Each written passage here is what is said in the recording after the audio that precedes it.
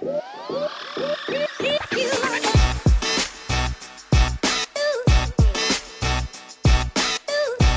married to an economist. And economists, let me tell you, they sometimes think differently.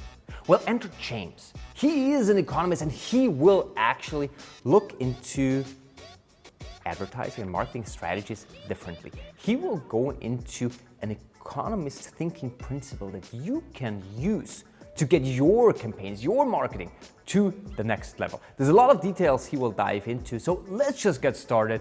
The stage is yours, James. All right. Hello, everybody. Welcome to the guest bedroom. Today, we are going to be talking about how to invest like an investor. So if you work in media, you're an investor. Your job is to maximize profit. But there's one key difference between us media folk and real investors. While we both steward capital investments, we both make strategic decisions on how to deploy capital. We're both responsible for maximizing return. We both charge a fee for advisory, and we're both fired if we don't beat the market. Real investors are driven by economic principles. They're trained in them, they study them, it's the basis for their entire job. And despite the fact that we invest money and we're just as responsible for maximizing ROI as they are, advertising and media buyers typically are less oriented towards economic principles, less trained on them, and it's not as woven into our thinking. And the result is, I believe, that it leaves a lot of profit on the table, it creates a lot of risk for brands, especially big brands, and it can cause a lot of problems. So for us to truly begin to maximize profit, we're gonna have to kick some of our bad habits. We're gonna have to evolve from having a narrow view of return to a more expansive view of ROI so that we can fully capture all ROI. We're also gonna have to solve for our reliance on flawed data, which is just an unavoidable truth that advertising industry data is garbage and it will always have issues. And so we're gonna have to figure out how to fix that so that our picture of ROI is accurate and helpful for increasing actual bottom line profit. And then lastly, even as media buyers, we're gonna have to figure out how to operationalize and set up our orgs and our efforts to fully capitalize on opportunities to improve ROI. And what that means, honestly, is a little less focus on algorithms and bids, even those are important, and more focus on creative experimentation and really making sure that we're capturing every opportunity to improve ROI by doing a lot of testing and testing with purpose. So first we'll dive into broadening our view of return. And the first point I want to make here is that we need to combat rampant short-term thinking, especially as performance marketers. For everyone here who is a performance marketer or brand marketer, it's important that we're not thinking in the short term, but instead we're looking at how ROI is driven over the long run and how we can maximize ROI over the long run. And one critical thing for us to think about and realize is that sales activation and brand activation do not deliver ROI over the same time frame or time scale. Brand delivers ROI over a much longer period of time. There's this tremendous amount of awesome research by Les Binet, Peter Fields, called The Long and Short of It, or also online as Media and Focus. Definitely Google this and research this. But essentially, they dive into thousands of marketing campaigns over 50 years, and they're able to establish basically the impact of brand and brand versus sales driving messaging, or what we call direct response. And what they see is that while sales activation messaging drives short-term spikes in ROI and short-term sales uplifts, those decay very quickly.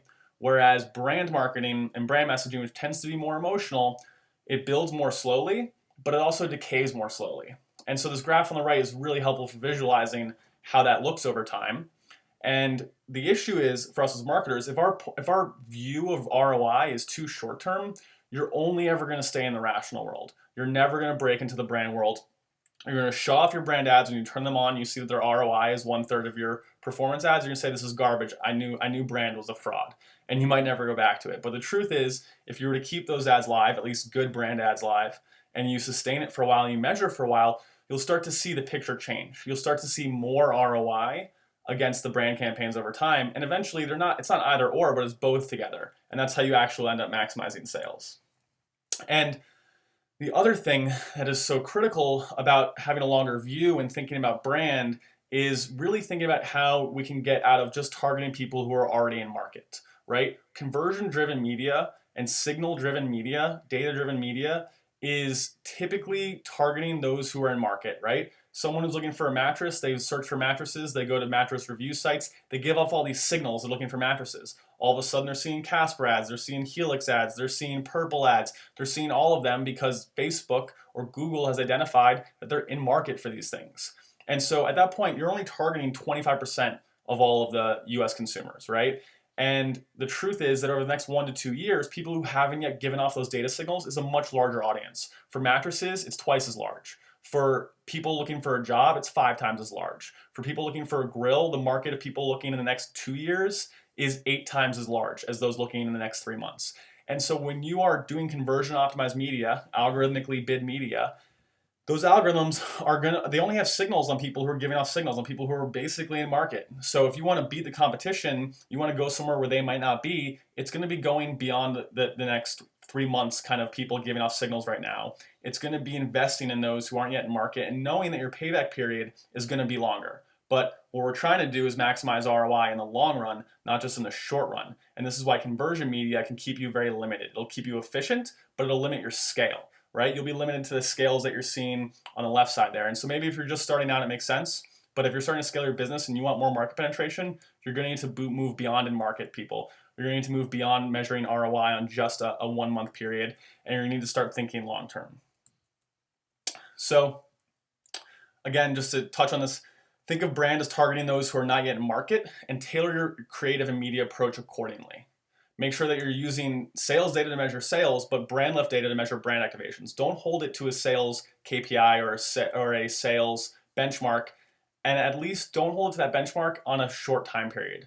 Definitely hold it to that benchmark over 12 months or 24 months, and maybe 6 months, but even then's pushing it. You need to do brand for a sustained period of time before you see ROI. And if you're nervous about stepping into brand because you're used to every dollar working hard, improving itself, and being self-funding, that makes total sense. There's a ton of research out there. I would start with the work by Les Binet and Peter Fields. I would start at fworks.com and get into that because they tie ROI to brand and they'll show you the way to do brand in an ROI impactful way. The second thing we need to do to actually have a broader view of return is not just talk about average costs and average ROI, but start talking about marginal ROI.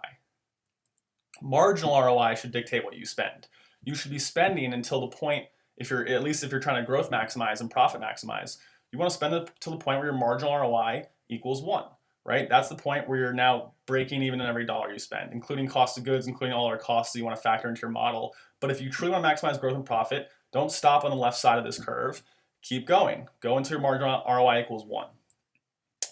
And make sure when you're analyzing your data, you're not just looking at average ROI. Average ROI can be very misleading. Average ROI can tell you that digital display is making you $1.8 for every dollar you spend, when in reality, the last $1,000 or $1 million you spent in digital display may have been losing you money. You may have been losing 30 cents in every dollar. If you're looking at average ROI, it's going to tell you different things. It's going to tell you to scale certain channels that you shouldn't be scaling. It's going to tell you to hold on certain channels you should be divesting from. So you need to be thinking about and talking in terms of marginal ROI, especially as it gets to audiences, prospecting versus retargeting. Your retargeting ROI may be 2.0, it may be 3.0. The marginal ROI on that may be 0.5, 0.8, because retargeting actually has a very steep marginal ROI curve. So you need to be, again, thinking in terms of this, because that's what the last money you put in was, that's what it cost you. And if you took out that last $1,000 or last $10,000 that has a marginal ROI of 0.8 and you put it somewhere else, you're going to be making more money for your business. You're going to be maximizing profit. So to actually figure out where you sit on these curves and start to understand what your marginal ROIs are, there's a few different ways you can go about it. You can run experiments at different spend levels to measure marginal ROI as you scale or pull back spend. You can, if you're large enough, leverage an MMM partner to measure marginal return across channels, which you definitely should be doing if you do have enough spend to qualify. And then you can also just create benchmarks where you just track your different scale, your different return on that scale, and start to understand, okay, what's the change in spend? What's the change in revenue? Because a lot of times you'll be scaling and you'll see okay, you spent more, your average ROI is still okay, but if you look at what the marginal was, you'll see that, oh, we shouldn't have pushed up for that campaign. We shouldn't have pushed up for Father's Day or for Sundays or for whatever, because our marginal ROI is actually lower.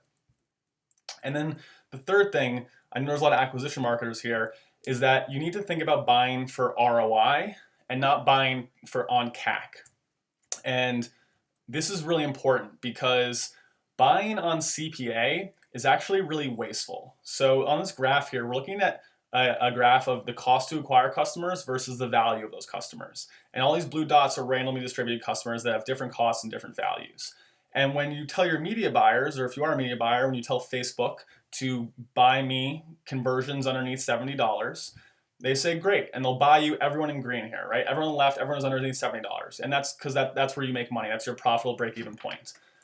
But the reality is they're not making money on all those customers. And there are some customers who are worth way more than $70 who you should actually be buying for more.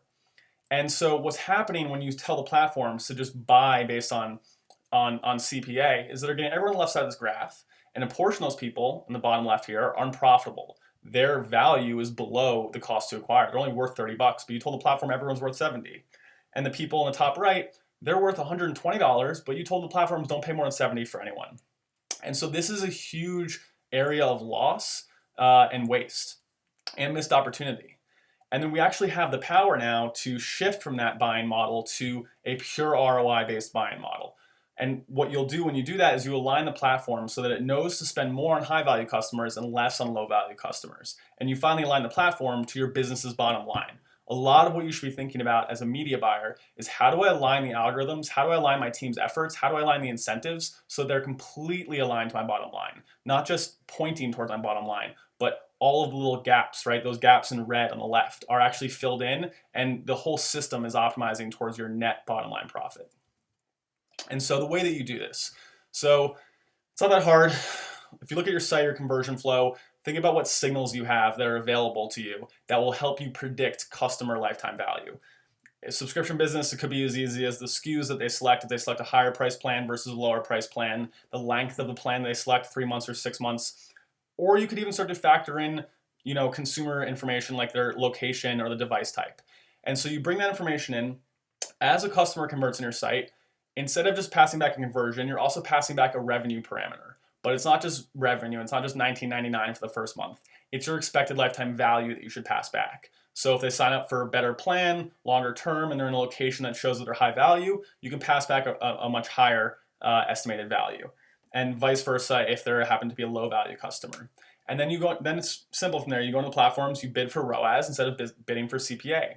And what that'll do is let the platforms pay more for customers that they see are from high value zip codes. They're going to analyze customers who buy high value plans or customers who buy long plans, and they're going to see what they look like, and they're going to go find more of them for you. And it's just going to align the way the algorithm's approaching buying your media with what's actually going to make you money. It's going to result in you buying those high value users and avoiding those low value users. So the second thing we're going to talk about is how we can solve for our reliance on flawed data, which is literally like the most common issue in all of advertising. So we like to say at Dakota that the road to hell is paved with good intentions and attribution models. They will literally lead you to the worst possible places, and they're supposed to help you, and they do nothing but cause headaches for a lot of marketers. And so as an easy example, this is a test we ran. The ad on the right is not the ad we ran, but we had to show a blinded ad. So it's a generic just sign up ad. The ad on the left is actually an ad we ran. It is a picture of a sheep. And we use this sheep to drive signups in a tech product, or trials of signups rather, in a tech subscription product. And we used it in a pitch because we wanted to show the client that their attribution model was insane and that they were massively misunderstanding what their true ROI was. So which ad do you think actually drove more signups? I'll pause while you answer to yourself. Great. So the answer is that the sheep ad drove more signups, at least according to attribution. According to attribution, scale the sheep. Get rid of all your regular ads, just run sheep. It doesn't matter that they're driving to visitscotland.com. The sheep ad is 10% more efficient than the actual real ad. And that's according to an attribution model that's 28-day click and 7-day view. But since we knew we were doing this test, we knew that the sheep ad was going to perform well on a view-based attribution model or even partial view attribution model. We also ran a lift study behind it. And what we saw was that on real ads, the cost per trial was $600, and on the sheep ads, it was infinite because it didn't drive any incremental conversions. But this shows two things. One, your attribution model may be pointing you to the wrong creatives and in the wrong direction. It may tell you to run sheep. The other thing is that it may also tell you that your ads are wildly more efficient than they actually are. In this case, it was extreme, right? This was not their client's entire business. This was a sideline of business. Thank God they wouldn't be in business otherwise. And it allowed it to obscure the fact that it was actually really, really inefficient. And that inefficiency was a difference of about 100x. So again, there's so much you go into here over time, but you shouldn't really be spending your time looking for a single source of truth. What you should be doing is understanding what different signals can tell you and how you can use them, because every attribution model will kill you if it's the only thing that you follow. If you use multi-touch or if you use any view-based attribution, I would say it's not really good for anything except telling you which audiences you might want to go after. It'll tell you that this audience is converting. You might not be affecting them, but it'll tell you they're converting so you can go after them. It's going to be biased towards places with cheap impressions. And so you should only really use it, again, as a light audience signal. And then, again, it helps you find the right places in display, which doesn't drive click conversions. So that's the second part here, click-only attribution. Probably the least of a lot of evils, but again, you have to know where to use it. It's actually great for search and social. If you're going to discount your brand search by like 5x or 10x, and you count your non-brand at full 1.0 on every conversion you're going to count, that's great. If you count it for social, that also should be fine. Those aren't going to lead you so far astray. Last click is a good optimization signal for audiences. It is the only and best optimization signal for creative. And that's because it's the only way you know someone saw the creative. Otherwise, we could be in a sheep scenario where they didn't see it. It's just tracking what they were going to do anyway. And so you can use click for search and social. Just know it's going to be biased towards click channels. It's going to say don't put any money in display. So if you're a click marketer, you have to know that that's going on display. Not the best for performance, but it does have a role, and it's not going to show up in click. Lift studies, these are the best. They're not granular, but they will measure overall ROI. They should be how you set channel investments. I would definitely say use lift studies to determine your search, your social, and your display, your digital video channel investment. And they're not granular, so you can't use them for creative, but again, they're great for overall ROI setting. MMM, if you have enough spend, it gives you everything. Not granular, but it gives you marginal returns. It gives you channel splits. All that stuff's great. MMM is biased towards display. It will always show display doing well. Lift studies will show display not doing that much impact, so keep that in mind. I'll always choose lift studies, but you're going to need to use all of these signals, right? You use lift studies to tell you what your overall ROI is. You can use click to optimize search and social with speed, with granularity, with pretty good reliability. And then you can use view attribution for channels like display or digital video, which don't drive a lot of click. And just know that you shouldn't be thinking about it as your overall ROI. Your ROI is not $5 like we just saw on that page, but at least it'll tell you which audiences to go after, which placements are actually hitting the audiences that are converting. So even view has some role in a performance model. Which brings us to the next point about flawed data. So this should not be a controversial statement. An ad that is given no attention will have no impact. Impressions do not equal impressions, right? An impression in one site or placement or page actually doesn't have the same fundamental value as another impression. But attention does equal attention. Attention is a almost universal constant. At least, there's differences between context, things like that. But if you have a second of someone's attention on one web page versus a second on another web page, it's going to be worth about the same amount of value. And there's this awesome research coming out from Karen Nelson Fields, from Lumen, from Adelaide Lift, from all these guys that dives into attention and what we can now do measuring attention and optimizing it. And what you see as you dive into this research is there's essentially these hidden metrics of media inventory, which is that after the impression, there's then viewability rate. And that's where if you're a brand marketer, that is where you typically stop. What's our CPM? What's our viewability rate or viewable CPM? Okay, great. This media plan is kind of efficient. I like the inventory we're buying. Great. But what's going on behind that is that after an ad is viewable, there's then a percentage of people who actually look at it and the average attention time they look at it for. And because we've never had those two data points available to us, we've all just kind of ignored them and treated them as if they're equal, because what else can we do? And now that these eye tracking businesses are starting to connect the dots between how long people are actually looking at the ads, we're seeing that they're not at all equal. It varies wildly by placement. And that creates a massive arbitrage opportunity and massive waste for marketers. Now, if you're a performance marketer, you might only be worried about action cost, right? The CPA, ROI. However, it's important that we're still thinking about the fundamental value of what we're buying. Warren Buffett, will talk about the fundamental value of a business. Attention is the fundamental value of your media. right? The conversion or the CPA that you're seeing, we just showed it could be easily manipulated. So yes, you should still follow the sales data, but make sure you're understanding the fundamental value of your media. And so this is an example of our data, and we took benchmarks from an awesome study that Lumen did called the true cost of attention, and applied it to our own campaigns. And what we saw was when we looked at the cost of attention on YouTube versus the cost of attention on display, we're seeing a 25x difference in the cost of buying attention, because only 9% of people are looking at some of these display placements on average. And on YouTube, it's 92% of people who are actually training their eyes on the ad. And they're spending 4.9 seconds on the ad. Instead of in display, they're spending 1.7 seconds on the ad. And if you've ever wanted to know why TV is still so effective, even though digital has all these targeting advantages, it's because TV is awesome at buying people's attention cost effectively. TV, you get 13 seconds of time with them and a very high percentage viewed rate. So when you're looking at media, just know that after the ad is even viewable, it still could be up to a 90% drop off between ads that are viewable and ads that are actually looked at. And that's something that Facebook is actually interesting, has an advantage on. Facebook ads are not even viewable, but some of them are looked at a much higher rate than display, because they're shown for 1.5 seconds and they're actually getting 1.3 seconds of attention. So they don't trigger as viewable, but they actually have a better cost per attentive CPM than display does. And so again, 25x is the difference in just one media campaign execution between what we're paying for a second of attention. And that's just a crazy arbitrage difference. And so when you start to bring this data in, which you can do now with these partners, you'll start to be able to plan channels and prioritize them based on attention. If you're a reach-based marketer and you're doing brand marketing, as we talked about earlier, this is the best way to evaluate inventory and to buy inventory.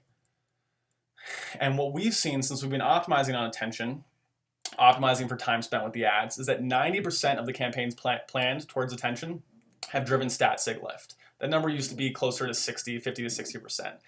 More importantly, we've actually doubled the amount of campaign brand lift we've been driving since implementing attention optimization.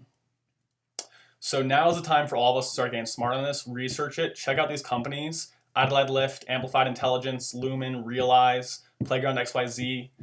Check out Karen Nelson Field's pioneering research on attention. It's awesome.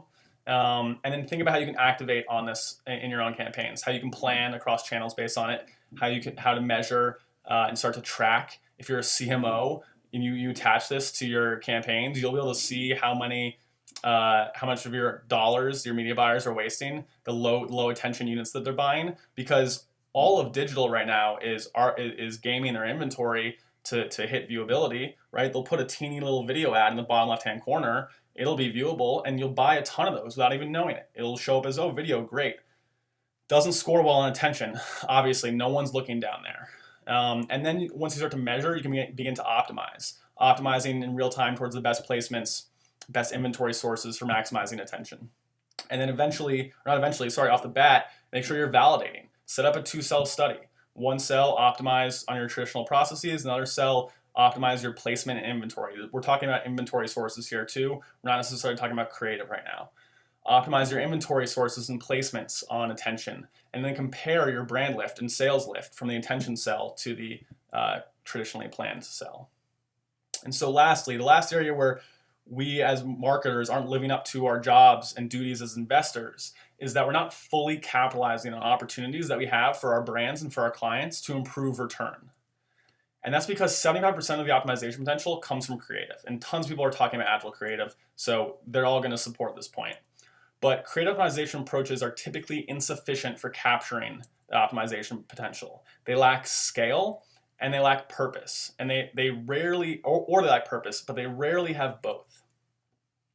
And so this is actually from data and studies that we've done on our own data, where we're testing tons of creatives across 6 different verticals in clean experiments. And we're actually testing creative with diversity. Creative, it's not just a small iteration, but actually very different from each other. And so we've been able to take all that data and aggregate it and actually build a curve saying how much will you gain on average from increasing the number of creatives. So you can look at this data and it should be pretty repeatable for your own business. But what we found was that as you go and test increasingly more creatives, your CPA's costs, whether it's driving a lead on a site or driving an actual customer, will fall dramatically. Obviously, as you go from 1 to 5, they fall tremendously. A lot of people like to test maybe 3 creatives, especially in a brand campaign or things like that. As you go from 3 creatives to 10 creatives, you can expect your ROI potential to improve by 2x. You can expect to find a creative in that 10 that's going to be 2x better than a creative in that 3, if they're distinct. If they're only iterations of each other, we saw that going from 3 to 10 only increases lift by an average of 27%. So you want to test creative with range, and you want to test a lot of creatives. And honestly, for most brands, you'll see the curve flattens out here, but for most brands, it's still going to be profitable to 30 creatives, 40 creatives, 50 creatives, and things like that. What we haven't studied is how often this refreshes and changes. So if I test 50 creatives today, how many do we need to test in a month? What we do know, though, is that consumers are changing, your competitors in market are changing, their messaging is changing. So at the very least, if you haven't tested 20, 30 creatives in the last few months, you are absolutely leaving a tremendous amount of ROI on the table. And then when you're testing creative, again, it needs to have range, it needs to have purpose. If you have purpose in your experimental design, you're going to yield such richer insights. So this is an example of how you might look at different dimensions of the creative. The positioning, are you going to promote quality or innovation or tech or impact? The barriers you're going to address, are you trying to tackle people's perception because it's a well-known product but they have a bad perception on it? Or are you trying to drive understanding because it's a new product to market? Or maybe you can try different ones, different tonalities or different techniques. Are you trying to testimonial or an anthem or a narrative, and then how you present it, whether it's an animated or photo.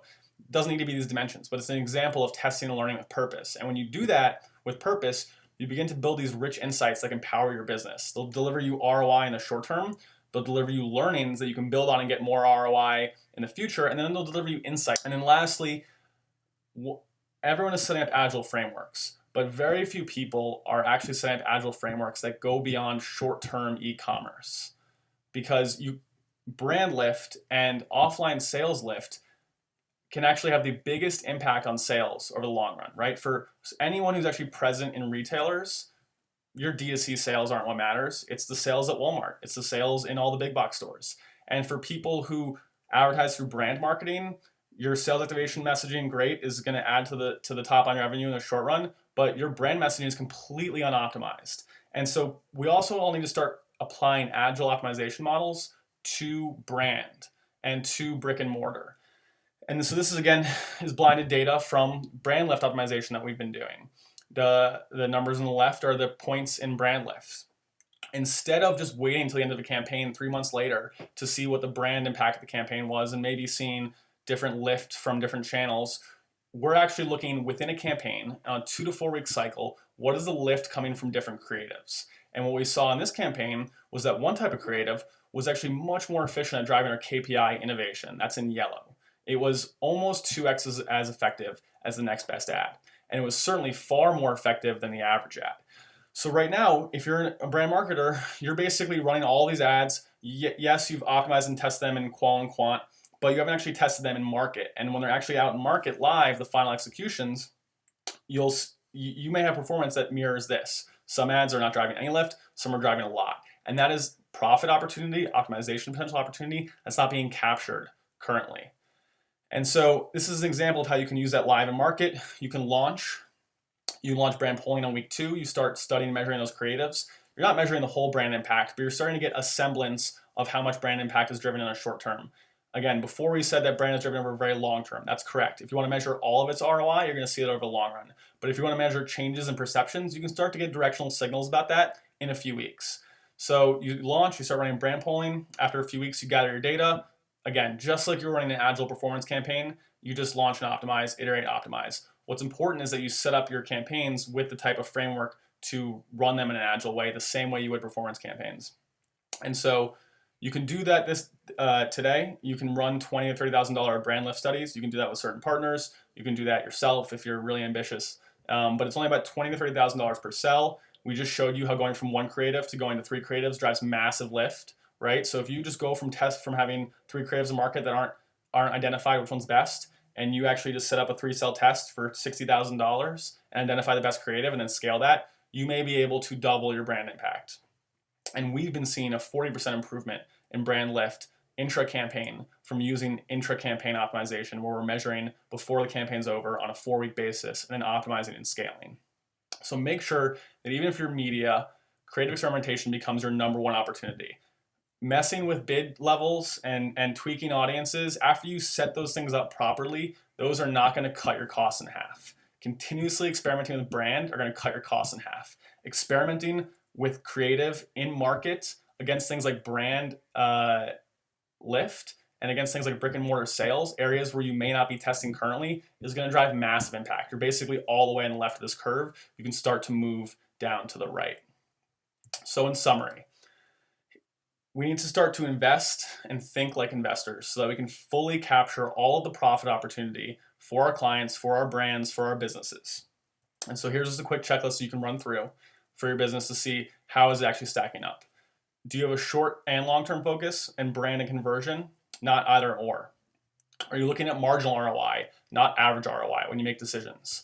Are you thinking about lifetime value and ROI and acquisition instead of cost? And have you aligned your algorithms to actually optimize for value and ROI for you? Are you looking at measurement based on incrementality? And are you using different signals for different purposes rather than just trying to fit everything underneath one model? Are you paying attention to the fundamental media value of an ad, which is its attention, or a media placement rather, which is its intention? And if you're doing reach buying, you should absolutely be doing this. And then are you fully exploring opportunities to increase your ROI with purposeful experimentation at scale? And are you expanding your definition of what is agile, what is optimizable, to go beyond just short-term e-commerce sales, to start to include brand and to include brick and mortar? And that's it. Thank you.